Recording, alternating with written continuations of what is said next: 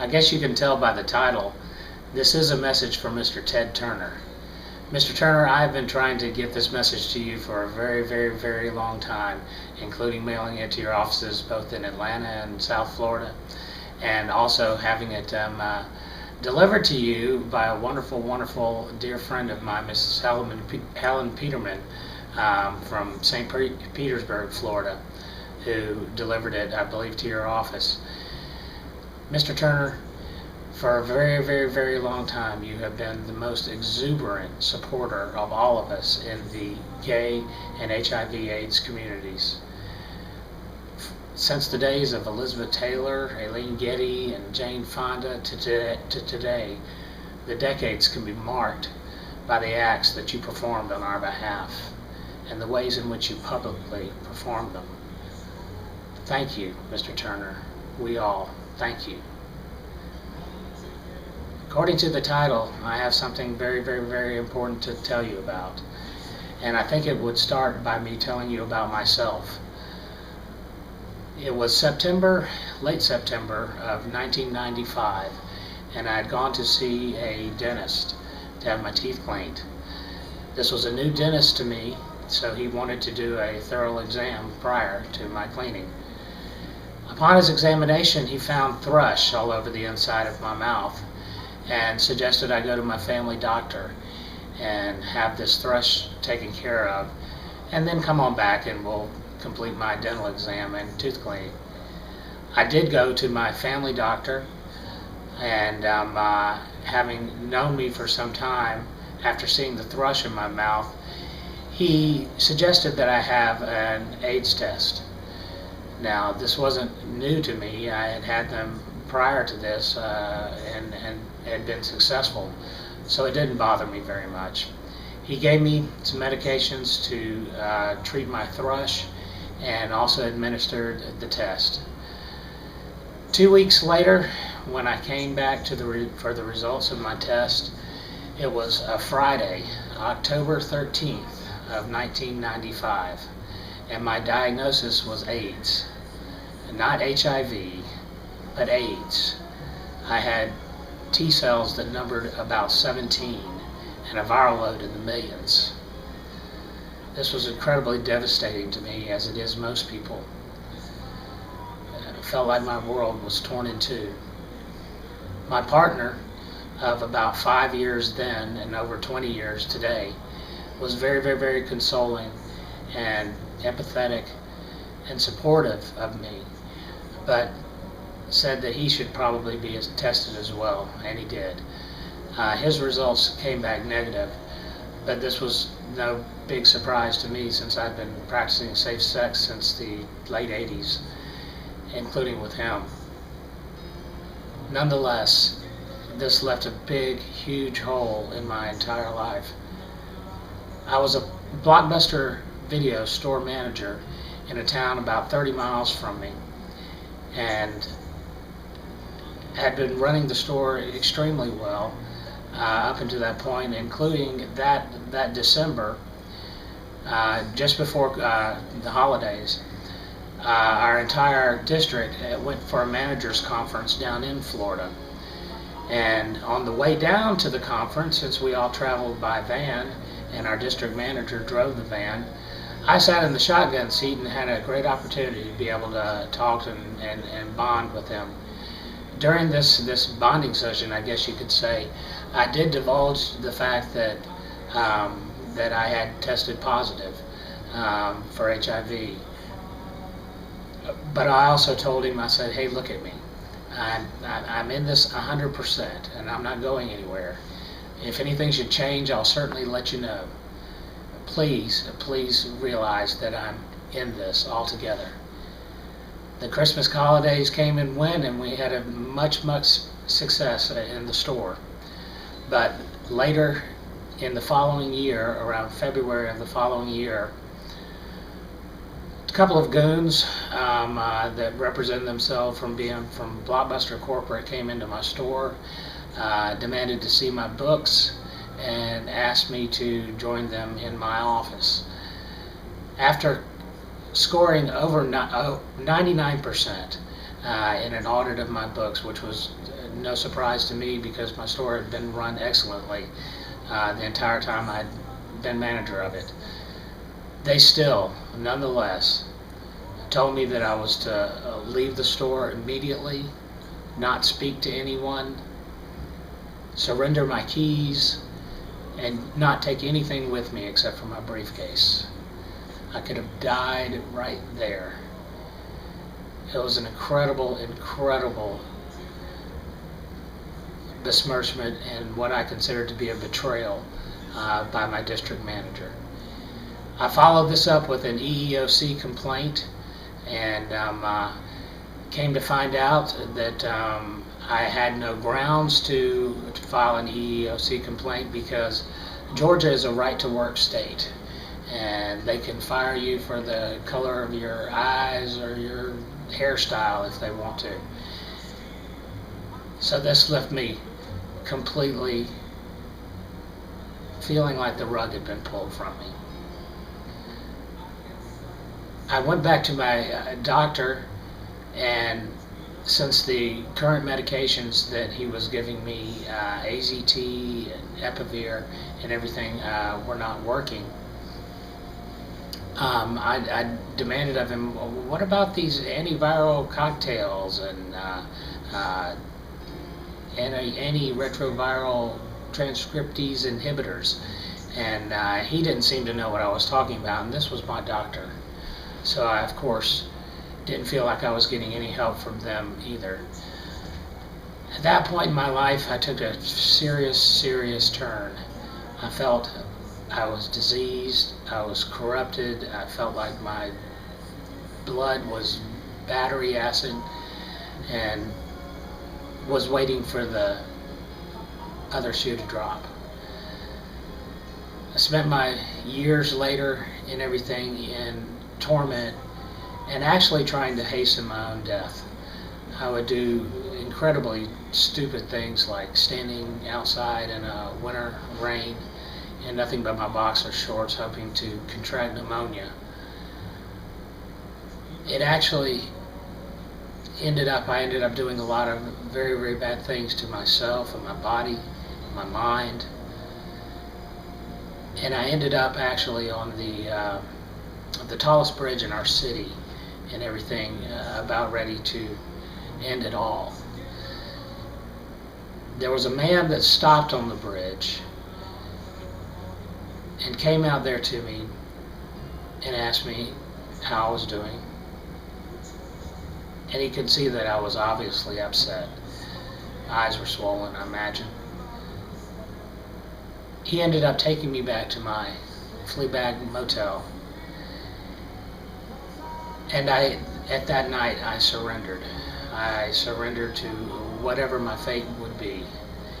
And the next day, I went back home and fell into the loving arms of the county health department, especially Alyssa Green, my health care provider then and now.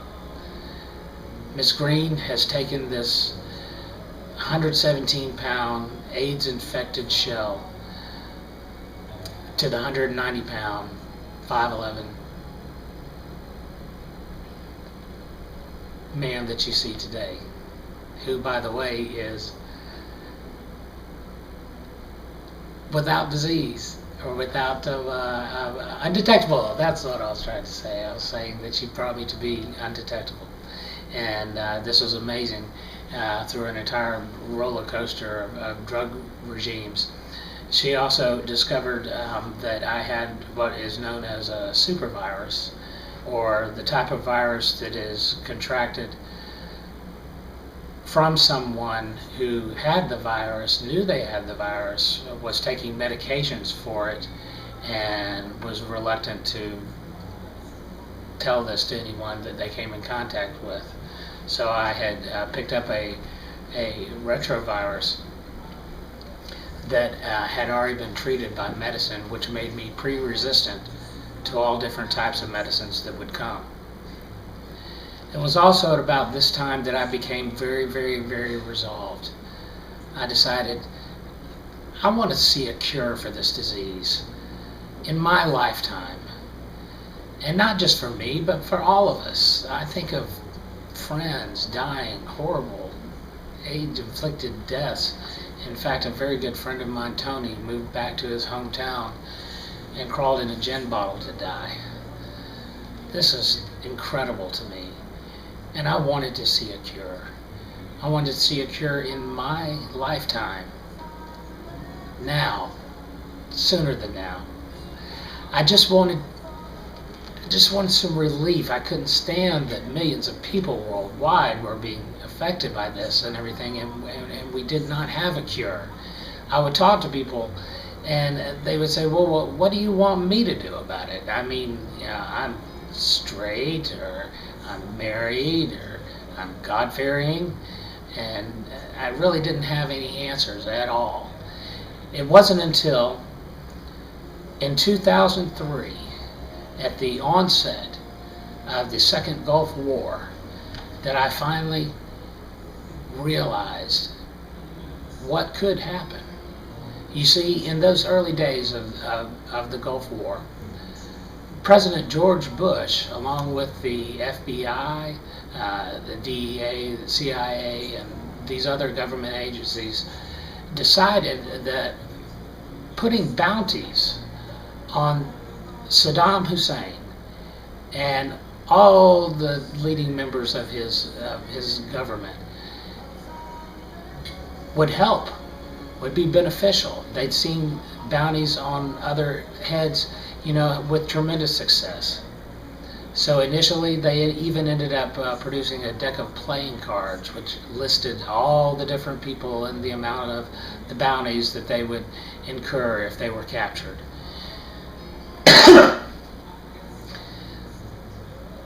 I realized that a bounty on AIDS could truly work, because in the Gulf War, not 2 months after the bounties were imposed, Saddam Hussein's sons, Hussein and Qusay, were dead, and Saddam was found in a rat hole that was built for his immunity. We'd had success. The bounties had loosened lips and unchained bridled thoughts and brought success, fruit. And we had them. That's what gave me the encouragement or the inspiration that possibly a bounty on AIDS could bring such fruit.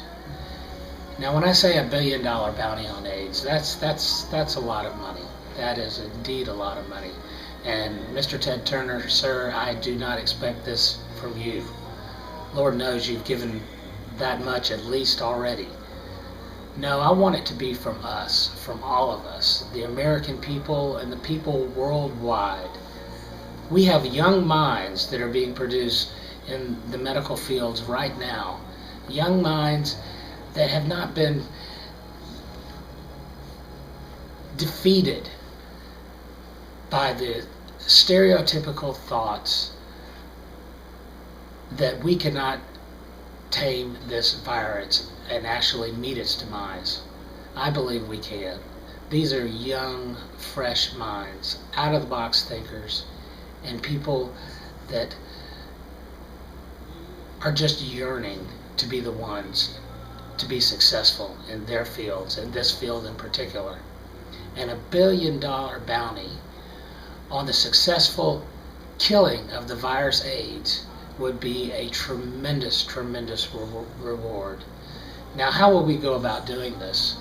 I would think that large sums of money like this should not come from one person. It should not come from one individual, or even 5 or 6 individuals. I believe that it should be from all of us.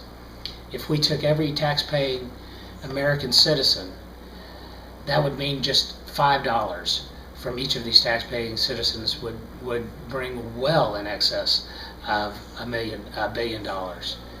And I believe that if you were a person that said, okay, well, I could give that, and happens to know somebody that would not do that, or would not give this for this cause and everything, then give it for them.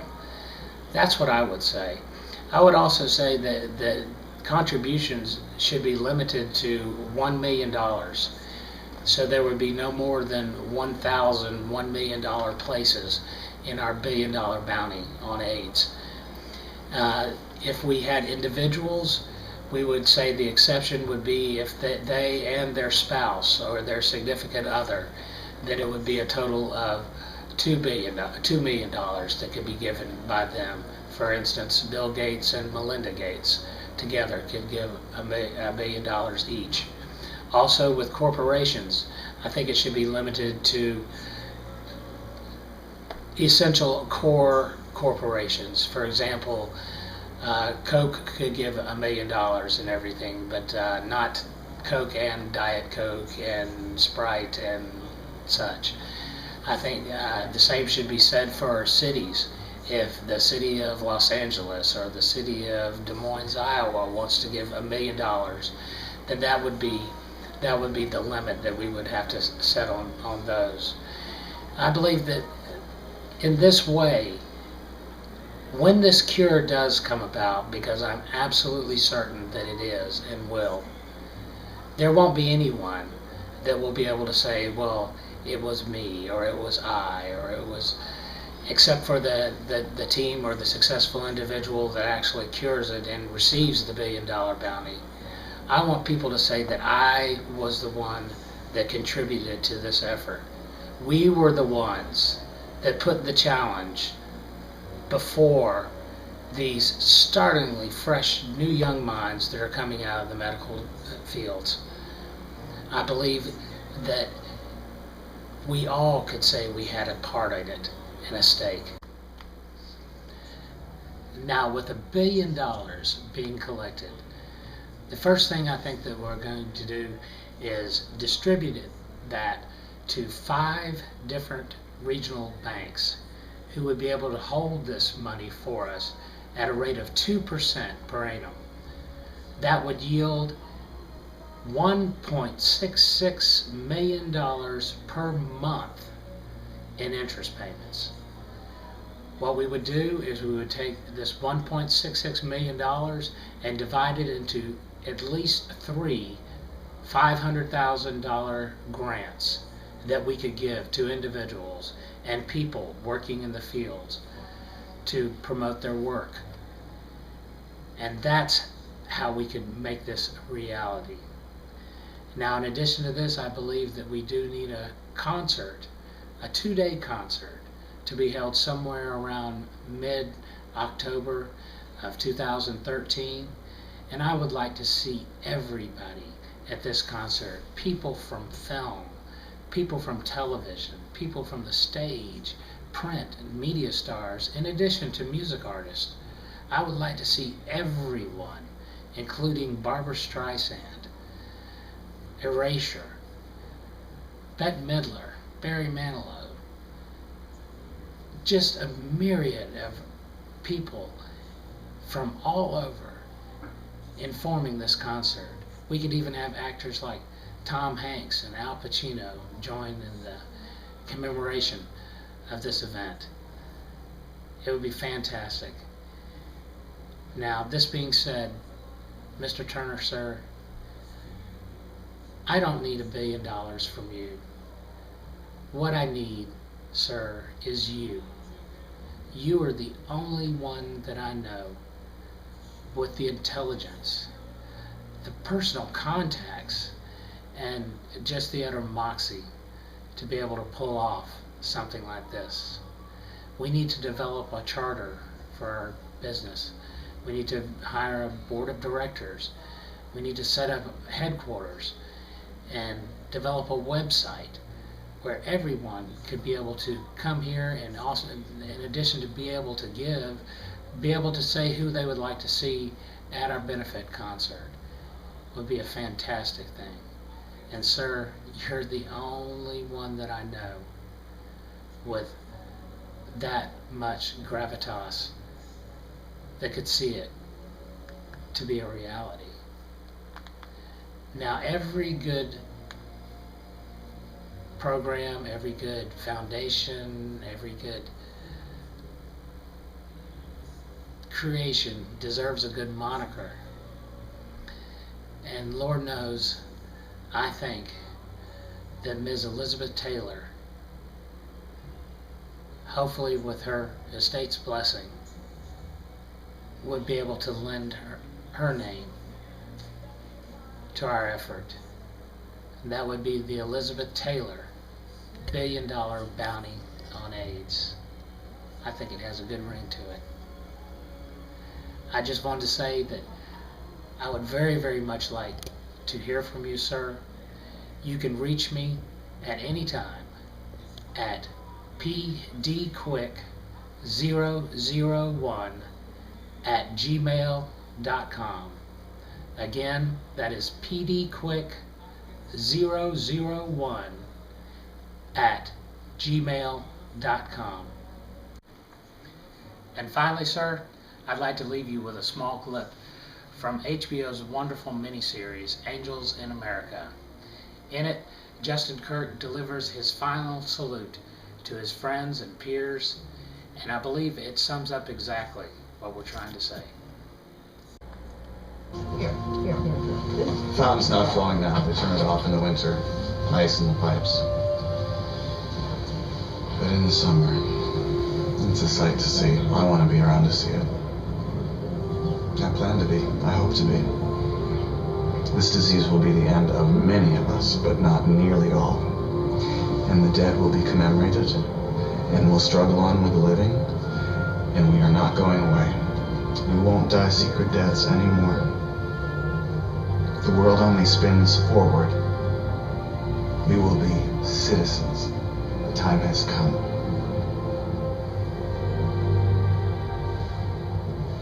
I know. You are fabulous, each and every one. And I bless you. More life. The great work begins.